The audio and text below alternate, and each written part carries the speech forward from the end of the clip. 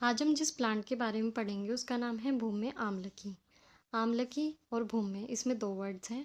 आमलकी जो है वो आंवला होता है और भूम्य यानी कि ये भूमि की तरफ होता है, यानी कि छोटे साइज का आंवले जैसा पौधा होता है, इसलिए इसका नाम है भूम्य आमलकी। यह आमलकी के पत्र सदृश किंतु छोटा पौधा होता है, इसलिए इसका नाम भूम्य आमलकी है। बोटेनिकल नेम होता है इसका फाइलेंथस यूरिनेरिया। फाइलेंथस इसका जो है जीनस नेम है और यूरिनेरिया जो है वो स्पीशीज नेम है। जब भी बोटेनिकल नेम हैंड रिटन होता है तो उसे सेपरेटली अंडरलाइन किया जाता है। फैमिली होती है इसकी फाइलेंथेसी या फिर यूफोर्बिएसी फैमिली।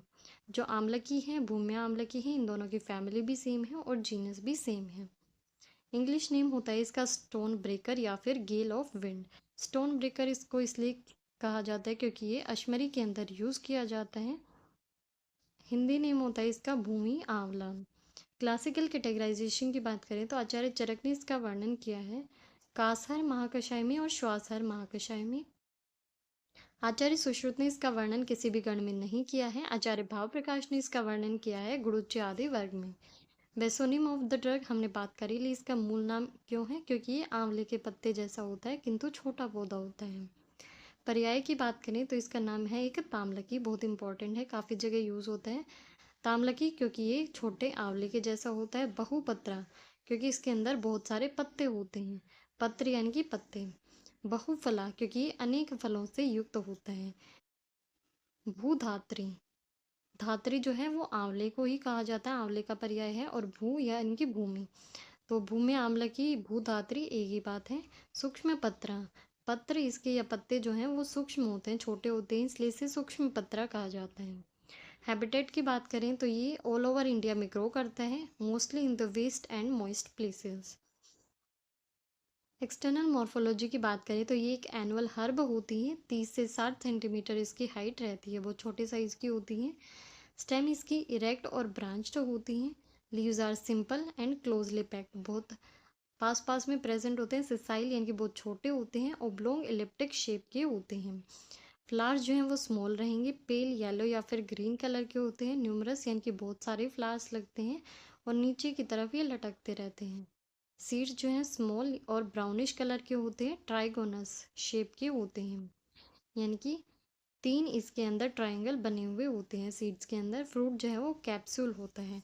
कैप्सूल जो है वो फ्रूट्स होते हैं जो कि पकने पर जो है खुद ही खुल जाते हैं, ओपन हो जाते हैं। तो एक्सटर्नल मॉर्फोलॉजी की बात करें तो इस टाइप से जो है भूमि आंवले की दिखाई देता है। इसके जो हैं छोटे छोटे पत्ते होते हैं, आंवले के जैसे सिंपल लीव्स हैं, लेकिन ये कंपाउंड की तरह दिखाई देते हैं। क्लोजली पैक्ड इसके लीव्स होते हैं। भूमि आंवला की is small herb. Stem is erect and branch. Leaves जो हैं वो सिंपल हैं, क्लोजली पैक्ड हैं, एक ही ब्रांच पर बहुत सारे लीव्स लगे हुए हैं। सिसाइल यानी कि बहुत ज़्यादा छोटे हैं। ओब्लोंग एलिप्टिक हैं, यानी कि या तो इस शेप के हैं या फिर इस शेप के हैं। तो ये जो है रेक्टेंगुलर टाइप में, ये जो है ओब्लोंग लीव्स कहे जाते हैं। एलिप्टिकल जो है वो इस टाइप से रहते हैं। फ्लावर्स जो हैं इसके पेल येलो या फिर ग्रीन कलर के होते हैं, इस टाइप से इसके फ्लावर्स लगे रहते हैं। न्यूमरस यानी कि बहुत सारे फ्लावर्स लगते हैं और नीचे की तरफ हैंग करते हैं। फ्रूट जो है वो इसका कैप्सूल होता है और जो कि राउंडेड शेप में होता है। इसके जो ये पत्ते हैं जब हम इन्हें पलट के देखते हैं तो नीचे की तरफ जो है इस टाइप से इसके फ्रूट लगे रहते हैं, राउंडेड शेप के होते हैं, कैप्सूल होते हैं। इस टाइप से पत्ते के पीछे प्रेजेंट होते हैं ये। तो ये हो गई इसकी एक्सटर्नल मॉर्फोलॉजी। उसके बाद इसका पार्ट यूज़ देखें तो इसका जो है होल प्लांट ही हम यूज़ कर लेते हैं। पंचांग इसका यूज़ किया जाता है। रस पंचक की बात करें तो इसके जो है मधुर, तिक्त और कषाय रस होता है। गुण में जो है लघु और रुक्ष रहता है। वीर्य में शीत होता है, विपाक में मधुर होता है। तो आंवले की तरह ही इसका विपाक जो है मधुर है और वीर्य शीत है। कर्म की बात करें तो मुख्य कर्म जो है ये यकृत दोषहर होता है, लीवर के ऊपर अच्छा काम करता है। दोष कर्म की बात करें तो ये जो है कफ पित्त शामक होता है। शीत वीर्य होने की वजह से पित्त का शमन करता है और तिक्त कषाय रस होने की वजह से और लघु और रुक्ष होने की वजह से कफ का शमन करता है।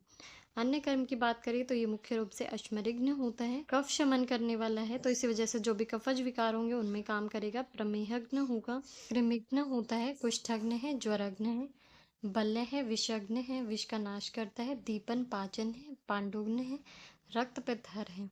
तो जो भी रक्तज और पित्तज विकार है उनमें काम करता है, रक्त का शोधक होता है। कुष्ठ भी एक स्किन डिजीज है, ये भी पित्त की वजह से ही होती है। ज्वरग्न है, बल्य है, विषग्न है, व्रण का जो है रोपण करता है।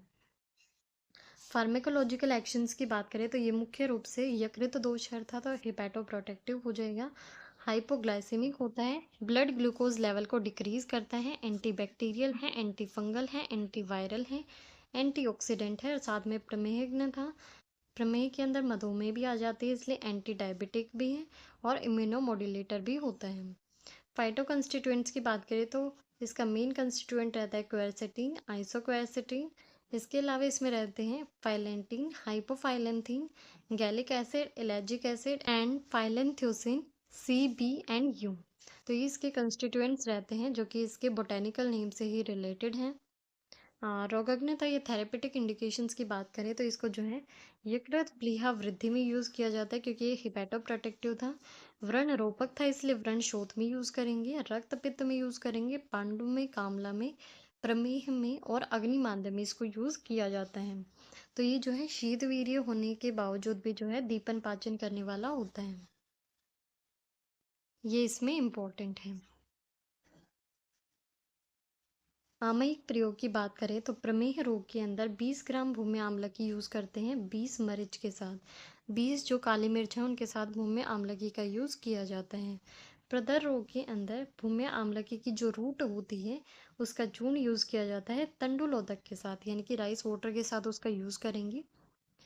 कामला के अंदर भूमि आम्लकी के कल्क का प्रयोग करते हैं तक्र के साथ, तक्र यानी कि लस्सी के साथ इसका प्रयोग किया जाता है।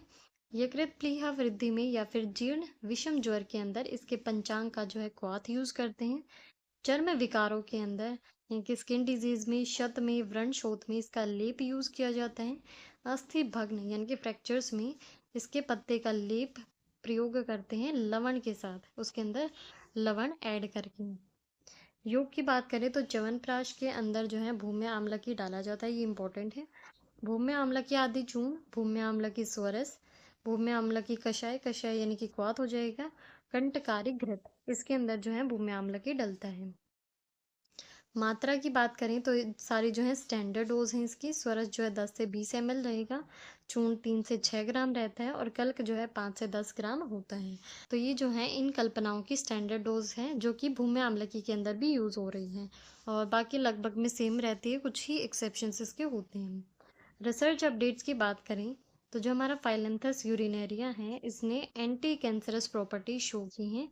An aqueous extract obtained from the whole Phyllanthus urinaria has growth inhibitory activity in different type of cancer cells including the hepatoma and leukemia. Leukemia means blood cancer, and it also has showed role as hepatoprotective, antiviral and anti-diabetic drug. So this was all about भूम्य आम्लकी। इसी के साथ भूम्य आम्लकी भी हमारा complete हो जाता है।